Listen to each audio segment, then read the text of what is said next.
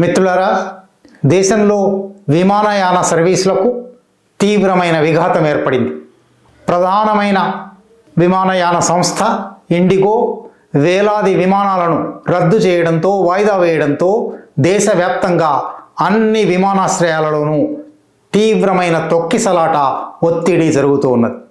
గత వారం రోజులుగా ఈ వార్తలు పత్రికల్లోనూ ఛానళ్లలోనూ మీరు చూస్తూనే ఉన్నారు.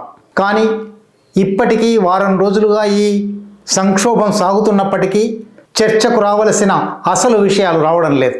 అందువల్ల ఇవాళ ఇండిగో విమాన సర్వీసుల నిలిపివేత వెనుక కారణాలేమిటి, కనిపిస్తున్న కారణాలేమిటి, ఇంకా పరిశోధించవలసిందేమిటి, అది చెప్పడానికి ఇవాళ ఈ వీడియో చేస్తున్నాను. వారం రోజుల కింద ఇండిగో సంస్థ దేశంలో అనేక విమానాశ్రయాలలో విమాన సర్వీసులను నిలిపివేయడం ప్రారంభించింది. గడిచిన వారం రోజుల్లో 2000కు పైగా విమాన సర్వీసులు రద్దయిపోయాయి లేదా నిరవధికంగా వాయిదా పడ్డాయి. అందువల్ల లక్షలాది మంది ప్రయాణికులు అనేక విమానాశ్రయాలలో ఇక్కట్లకు గురయ్యారు. చివరి నిమిషాలలో తమ ప్రయాణాలు రద్దు చేసుకోవాల్సి వచ్చింది. చివరికి ఎయిర్ ఇండియా అనే ఒకే ఒక సర్వీస్ ఉంది కాబట్టి ఎయిర్ ఇండియా వైపు వెళ్ళవలసి వచ్చింది. ఎయిర్ ఇండియా కూడా విపరీతమైన ఛార్జీలు వసూలు చేసింది. చాలామంది ప్రయాణాలు రద్దు చేసుకున్నారు.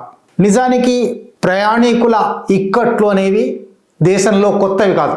బస్సు ప్రయాణికుల ఇక్కట్లు, రైలు ప్రయాణికుల ఇక్కట్లు ఇప్పటికీ మనం ఎన్నోసార్లు చూసాం. కోట్లాది మంది ఆ ఇక్కట్లు, ఆ ఇబ్బందులు అనుభవిస్తారు. కానీ వాళ్ళ గురించి ఎక్కడా ఇంత పెద్ద ఎత్తున గగ్గోలు సాగదు. కానీ విమాన ప్రయాణికులు అనేసరికి ఇది పెద్ద ఎత్తున చర్చకు దారితీసింది. అందులోనూ ఇండిగో అనే ఒక గత 10 సంవత్సరాలుగా దాదాపు దేశంలో అదే ప్రధానమైన సంస్థ అన్నంతగా పెరిగిపోతూ ఉన్న సంస్థ హఠాత్తుగా కాడి కింద పడేయడంతో తీవ్రమైన సంక్షోభం వ్యాపించింది. ఇండిగో సంస్థ తన దగ్గర టికెట్లు కొనుక్కున్న వాళ్లకు డబ్బులు తిరిగి చెల్లించవలసి వచ్చింది, రిఫండ్స్ ఇవ్వవలసి వచ్చింది, నష్టపరిహారాలు చెల్లించవలసి వచ్చింది. సిబ్బందిని మళ్ళీ కొత్త పనులకి కేటాయించడం, పనులు మార్చడం వంటి అనేక కార్యక్రమాల వల్ల సంస్థకు విపరీతమైన ఖర్చు పెరిగిపోయింది. అన్నిటికన్నా ముఖ్యంగా ఇండిగో సర్వీసుల మీద దేశ ప్రజలలో, విమాన ప్రయాణికులలో విశ్వాసం తగ్గిపోయింది. ఇది ఒకవైపు కాగా మరొక వైపు స్టాక్ మార్కెట్లోనూ ఇండిగో విమాన సర్వీసులను నడిపే ఇంటర్ గ్లోబ్ ఏవియేషన్ అనే కంపెనీ స్టాక్ మార్కెట్ ధర గడిచిన వారం రోజుల్లో 17% పడిపోయింది. ఈ విమాన సర్వీసుల నిలుపుదలకు ముందు 5,917 రూపాయలు ఉన్న స్టాక్ ధర 8 రోజులు గడిచిన తర్వాత మంగళవారం నాడు 4,913 రూపాయలకు పడిపోయింది. అంటే ఒక విమాన ప్రయాణ సంస్థగా ఇండిగో పరపతి సంపూర్ణంగా దెబ్బతింది. దీనికి ప్రధానమైన కారణం ఏమిటి? ప్రధానమైన కారణంగా బయట ప్రచారంలోకి వచ్చింది ఏమిటి? ప్రచారంలోకి వచ్చింది DGCA అంటారు, directorate general of civil aviation. ఈ దేశంలో పౌర ప్రయాణ సర్వీసులను నియంత్రించే కేంద్ర ప్రభుత్వ సంస్థ. ఆ సంస్థ గత కొద్ది కాలం కింద flight duty time limitations FDTL అనే నిబంధనలో మార్పులు తెచ్చింది. ప్రధానంగా పైలట్లకు ఎక్కువ గంటల పని ఉండకూడదు, వాళ్ళు అలసిపోయేలాగా, అంటే విమాన ప్రమాదాలకు ఎక్కువ అవకాశం వచ్చేలాంటి స్థితి ఉండకూడదు. రాత్రులలో విమానాలు దించడం వల్ల విమానాశ్రయాలలో తక్కువ ఖరీదవుతుంది కనుక రాత్రులలో ఎక్కువ విమానాలు దించుతాము అని కొన్ని విమానయాన సంస్థలు అనుకుంటున్నందువల్ల రాత్రులలో పైలట్ల మీద శ్రమ భారం పెరుగుతుంది, అందువల్ల దించడానికి వీల్లేదు. ఇటువంటి ప్రయాణికుల భద్రతకు అవసరమైన, విమానాల భద్రతకు అవసరమైన కొన్ని చర్యలను DGCA ప్రకటించింది. DGCA ప్రకటించిన తర్వాత వెంటనే అవి అమల్లోకి రావాల్సి ఉంది. కానీ ఇండిగో అనే సంస్థ దేశం మొత్తం విమానయాన సర్వీసులలో 63% తన గుత్తాధిపత్యం కింద పెట్టుకున్న సంస్థ. కేవలం 2 సంస్థలు మిగిలిపోయాయి. మరొకటి ఎయిర్ ఇండియా, అది ఒక 30%గా ఉంది. అటువంటి స్థితిలో ఇండిగో DGCA నిబంధనలను ఖాతరు చేయలేదు. DGCA 1కి 2 సార్లు వాయిదా వేసింది. మీరు ఇప్పటికైనా అమలు చేయండి, ఇప్పటికైనా అమలు చేయండి. కానీ అమలు చేయకపోతే శిక్ష ఏమిటి? తప్పనిసరిగా అమలు చేయవలసిన బాధ్యత ఉంది అనే ఒక ఒత్తిడి కూడా లేకుండా వాయిదాలు వేస్తూ వచ్చింది. చివరికి అది ఎంత దూరం పోయిందంటే ఈ FDTL నిబంధనలను ఖచ్చితంగా అమలు చేయక తప్పని స్థితి వచ్చేసరికి ప్రభుత్వాన్ని బెదిరించడానికి, ప్రభుత్వాన్ని లొంగదీయడానికి ఇండిగో తన ప్రయాణ సర్వీసులను తగ్గించడం ప్రారంభించింది, రద్దు చేయడం ప్రారంభించింది. తద్వారా ప్రయాణికులకు అసౌకర్యం కలిగించి అందువల్ల ప్రభుత్వం మీద ఒత్తిడి తేవాలి అనుకుంది. కానీ నిజానికి ప్రభుత్వము ఇండిగో వేరువేరుగా ఏమీ లేవు. ఈ రెండూ కలిసి ఇవాళ స్వయంగా ప్రధానమంత్రి ప్రయాణికుల భద్రత పేరుతో సంస్థల మీద ఒత్తిడి తేయకూడదు అనే మాట కూడా అన్నాడు. అంటే ఈ మొత్తం వ్యవహారంలో ఇబ్బందులు పడిన వాళ్ళు ప్రయాణికులు తమ బాధ్యత రాహిత్యంతో తాము ప్రకటించిన నిబంధనలనే తాము అమలు చేయని ఒక నిరాసక్తతలో, నిష్క్రియతలో భారత ప్రభుత్వ శాఖలు, ఇండిగో సంస్థ కూడా ఇందుకు బాధ్యత వహించాలి. ఒకవైపు ఈ వివాదం జరుగుతుండగా ఈ వివాదపు అసలు కారణాలు ఏమిటి, వెనుక ఏమి తరిచి చూడవలసి ఉన్నది, దానిలోకి పోకుండా పౌర విమానయాన కేంద్ర మంత్రిగా ఉన్న వ్యక్తి, తెలుగుదేశం పార్టీకి చెందిన వ్యక్తి కాబట్టి తెలుగుదేశం పార్టీ మీద, ఆ మంత్రి మీద ఒక ప్రైవేట్ ఛానల్ విరుచుకుపడి వారే బాధ్యులు అన్నట్టుగా, అంటే జరిగిన మంచి పనులకేమో బాధ్యత మరొకరు తీసుకుంటారు, ఒకవేళ అసౌకర్యం కలిగితే ఆ బాధ్యతను మరొకరి మీదకి తోసేస్తారు. ఇవాళ ప్రధానమంత్రి ప్రకటనతో ఆయన తన మంత్రివర్గం ఇచ్చిన ఆదేశాలను ఇండిగో పాటించలేదు అని అనడం కాకుండా ఇండిగోకు మద్దతుగా ఇవాళ ప్రధానమంత్రి కూడా వచ్చాడు. అంటే ఒక రాజకీయ వివాదం కూడా దీంట్లో జరుగుతూ ఉన్నది. ఒకవైపు సాంకేతిక వివాదం, ఒకవైపు రాజకీయ వివాదం, మరొక వైపు విమానయాన సంస్థ పరపతికి సంబంధించిన వివాదం. కానీ ఈ వివాదాలన్నిటినీ దాటి బయటికి రాని వ్యవహారాలు ఉన్నాయి. వాటి గురించి మాట్లాడుకోవాల్సి ఉంది, వాటి గురించి దేశం చర్చించవలసి ఉంది. కానీ వాటి ప్రస్తావన కూడా అతి తక్కువగా వస్తూ ఉన్నది. 4 ప్రధానమైన విషయాలు ఇవాళ మాట్లాడుకోవాలి. మొట్టమొదటిది, అసలు దేశంలో ఏదైనా ఒక వ్యాపార వాణిజ్య వ్యవహారం ఏ ఒక్కరి చేతిలోనూ గుత్తాధిపత్యంగా ఉండకూడదు. ఈ గుత్తాధిపత్యంగా ఉండడం వల్ల వాళ్ళకే నిర్ణయాధికారం ఉండి వాళ్ళు మొత్తం మార్కెట్ను శాసించగలరు. కాబట్టి ఇది కుదరదు అని భారత జాతీయోద్యమ నాటి నుంచి ఉన్న ఒక విలువ. ఆ విలువ వల్లనే భారత రాజ్యాంగంలో అధికరణం 39లో సంపద ఒకే వైపు పోగుపడి ఆర్థిక నిర్ణయాలలో వ్యత్యాసాలు వచ్చే స్థితిని ప్రభుత్వం అంగీకరించకూడదు అనే ఆదేశిక సూత్రం కూడా రాసుకున్నాం. ఆ ఆదేశిక సూత్రం ఇంతవరకు 75 సంవత్సరాలలో అమలు కాలేదు. అది పోగా 1973లో ఆనాటి ప్రభుత్వం monopoly and restrictive trade practices act, గుత్తాధిపత్యపు అభ్యంతరకరమైన వాణిజ్య విధానాలను నియంత్రించే ఒక చట్టాన్ని తీసుకొచ్చింది. Monopoly and restrictive trade practices commission అనే ఒక కమిషన్ ఏర్పాటు చేసింది. 1991-92 తర్వాత నూతన ఆర్థిక విధానాల వెలువలో MRTP చట్టాన్ని పక్కన పెట్టేశారు, MRTP కమిషన్ను పక్కన పెట్టేశారు. దేశ ఆర్థిక వ్యవస్థలో అంతకంతకు గుత్తాధిపత్య సంస్థలు పెరిగిపోతూ వచ్చాయి. ఒకప్పుడు 6, 7 విమానయాన సంస్థలు పోటీ వల్ల ధరలలో మార్పులు చేర్పులు వచ్చిన, సౌకర్యాలలో మార్పులు చేర్పులు వచ్చిన ఒక స్థితి నుంచి క్రమక్రమంగా ఇది 2 సంస్థల ఆధిక్యతలోకి వచ్చింది. కేంద్ర ప్రభుత్వ సంస్థ నిజానికి ప్రపంచంలో ఎంత చిన్న దేశానికైనా ప్రభుత్వానికి తనదైన సొంత విమానయాన సంస్థ ఉంది. అటువంటి విమానయాన సంస్థ ఉండడమే ఇతర విమానయాన సంస్థలకు, ప్రైవేటు విమానయాన సంస్థల మీద ఒక బెదురుగా, ఒక ఆంక్షగా ఉంటుంది. కానీ భారత ప్రభుత్వం తనకు ఉండిన ఏకైక జాతీయ విమానయాన సంస్థను టాటాలకు అమ్మివేసింది. టాటాలకు అమ్మివేసిన తర్వాత ఇండిగో, ఎయిర్ ఇండియా ఈ 2 మాత్రమే మిగిలిపోయిన ఒక స్థితి డువోపలీ అంటారు. అంటే గుత్తాధిపత్యం ఉంటే ఒకే ఒక్కరు ఉండే స్థితి, లేదా ఇద్దరు ఉండే స్థితి. ఆ ఇద్దరు ఉన్నప్పటికీ ఒకరి మార్కెట్ వాటా 63%, మరొకరి మార్కెట్ వాటా 30%గా మారిపోయింది. ఈ స్థితి భారత రాజ్యాంగంలో ప్రకటించుకున్న ఆదేశిక సూత్రాలకు వ్యతిరేకం. Monopoly and restrictive trade practices యాక్ట్కు, monopoly and restrictive trade practices కమిషన్కు వ్యతిరేకం.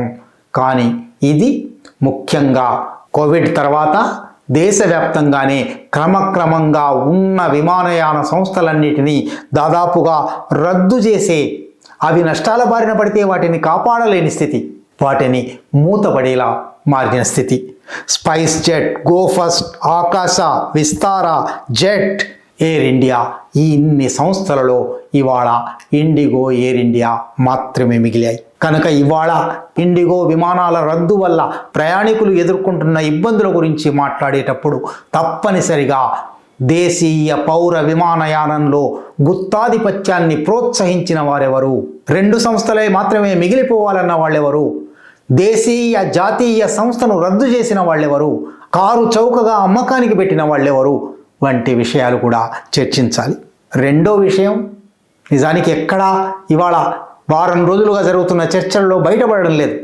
ఇండిగో యాజమాన్య సంస్థకు సంబంధించిన 3 సంస్థలు, InterGlobe aviation, InterGlobe air transport company, InterGlobe real estate ventures అనే 3 సంస్థలు 2020లో ఎలక్ట్రల్ బాండ్స్ కొన్నాయి. ఎలక్ట్రల్ బాండ్స్ కొని భారతీయ జనతా పార్టీకి అమ్మాయి. ఇప్పటికీ అది బయటపడలేదు, ఎవరికి అమ్మారు, ఎవరు రిడీమ్ చేశారు బయటపడలేదు. మనం ఎలక్ట్రల్ బాండ్స్ మీద వివరమైన వీడియోలు చేసి ఉన్నాము. స్టేట్ బ్యాంక్ ఆఫ్ ఇండియా కూడా సుప్రీంకోర్టు చెప్పినప్పటికీ వాస్తవాలు బయటపెట్టకుండా ఎట్లా ఉంది? ఆ వాస్తవాలు బయటపడితే ఇవి ఖచ్చితంగా భారతీయ జనతా పార్టీకి అందాయా లేదా బయటపడుతుంది. ఇంటర్గ్లోబ్ ఏవియేషన్ 5 కోట్ల రూపాయల ఎలక్ట్రల్ బాండ్స్ కొన్నది. ఇంటర్గ్లోబ్ ఎయిర్ ట్రాన్స్పోర్ట్ 11 కోట్ల రూపాయల ఎలక్ట్రల్ బాండ్స్ కొన్నది. ఇంటర్గ్లోబ్ రియల్ ఎస్టేట్ వెంచర్స్ 20 కోట్ల రూపాయల ఎలక్ట్రల్ బాండ్స్ కొన్నది.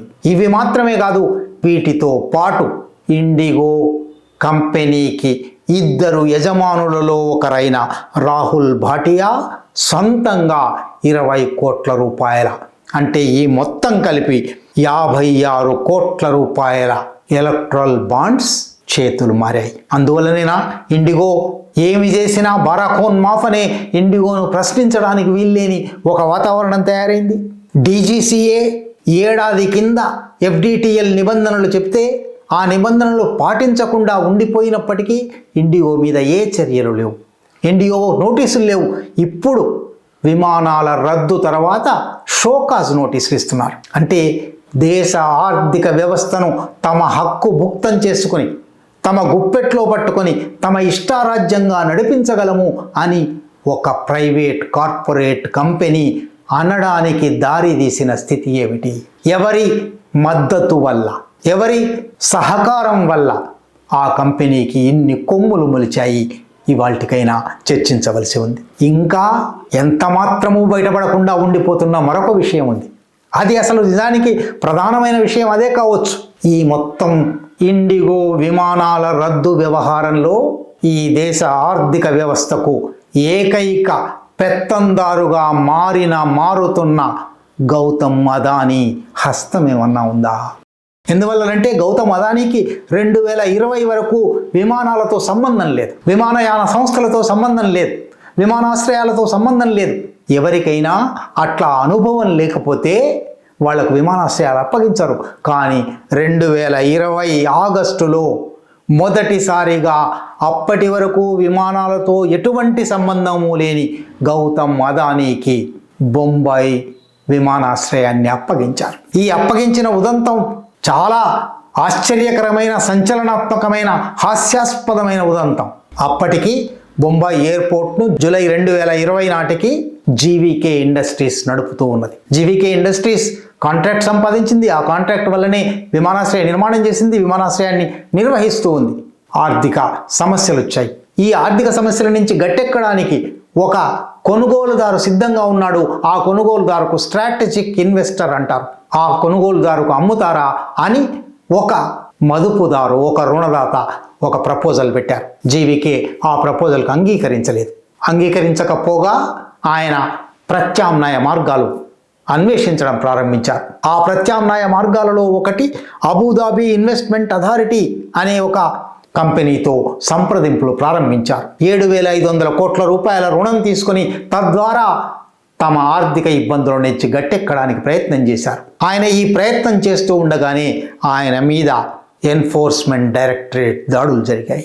సిబిఐ దాడులు జరిగాయి, ఎఫ్ఐఆర్ దాఖలైంది, ఆయన చేసిన ఆర్థిక అక్రమాల గురించిన కేసులు ప్రారంభమయ్యాయి. కేసులు ప్రారంభం కాగానే అబుదాబి ఇన్వెస్ట్మెంట్ వెనక్కి వెళ్ళిపోయింది. 7,500 కోట్ల రూపాయలు మదుపు పెట్టడానికి ముందుకొచ్చిన వారు ప్రభుత్వ ఒత్తిడిని చూసి వెనక్కి వెళ్ళిపోయారు. అప్పుడు ఒకే ఒక్క కొనుగోలుదారు వచ్చి నేను కొనేస్తాను అని తీసుకున్నారు, గౌతమ్ అదానీ.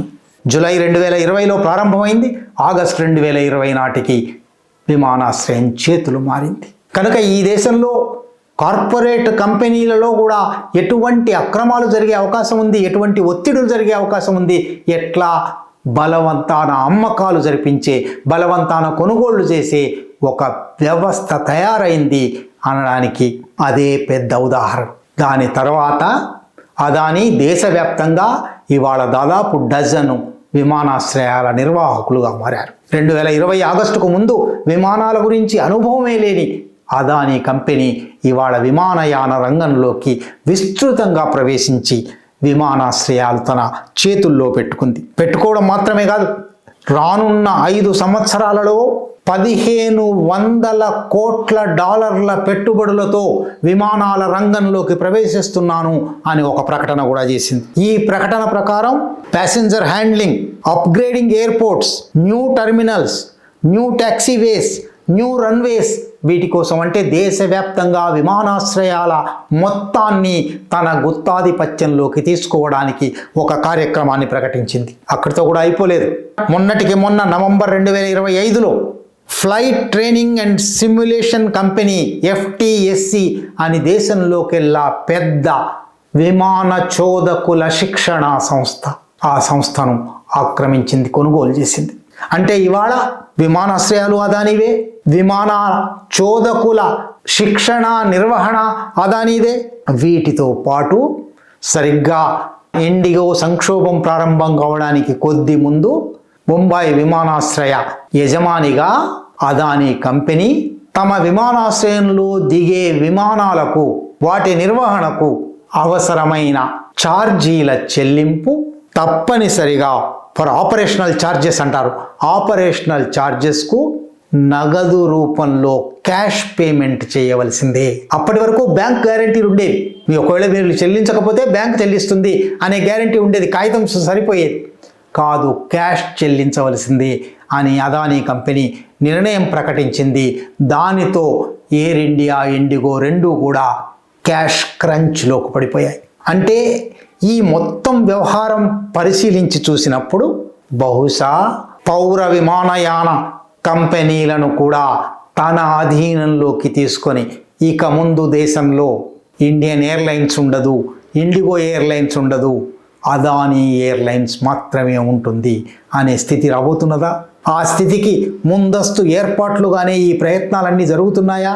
ఎట్లాగైతే జీవీకే అధీనంలో ఉన్న ముంబై ఎయిర్పోర్ట్ను డిస్ట్రెస్ సేల్, బలవంతాన అమ్మకం చేయించినట్టు రేపు దేశంలోని విమానయాన సర్వీసులన్నిటినీ నష్టపరిచి మూసివేయించి ఆ స్థితిలోకి, ఆ స్థానంలోకి అదానీ రానున్నాడా? ఇండిగో ఎక్కడ ప్రారంభమైంది, ఎక్కడ అంతమవుతుంది?